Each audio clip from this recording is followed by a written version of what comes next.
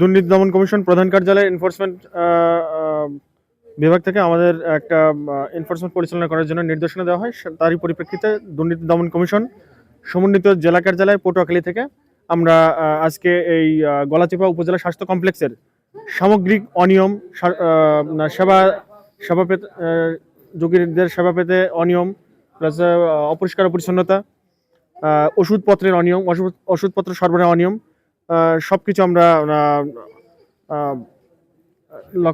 পরিদর্শন করি এবং পরিদর্শন করে আমরা বেশ কিছু অনিয়ম লক্ষ্য করেছি। সেক্ষেত্রে দেখেছি যে যে ওষুধগুলো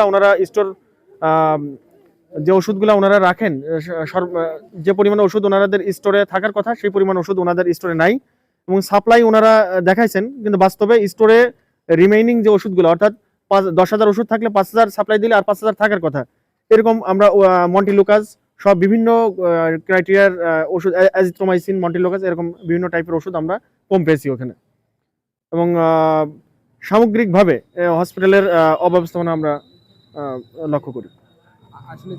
আসলে আমরা আমাদের পরিদর্শনের সময় হাসপাতাল কমপ্লেক্সে আমরা রোগীদের বেডে যাই, বিভিন্ন রোগীর সাথে কথা বলি এবং এই খাবারের বিষয়টা, খাবারের মান নিয়ে, তাদের সাথে কি খাবার দিয়েছে এবং খাবারের মেনু নিয়ে কথা বলি এবং খাবারের আজকের যে তালিকায় যে খাবারের ছিল সেখানে আমরা কম পেয়েছি। যেখানে 62 গ্রাম মাছ থাকার কথা সেখানে আমরা 34 গ্রাম পেয়েছি এবং কিছু কিছু পিস এমনও পেয়েছি যেটা 10 গ্রাম বা এর চেয়েও কম হবে।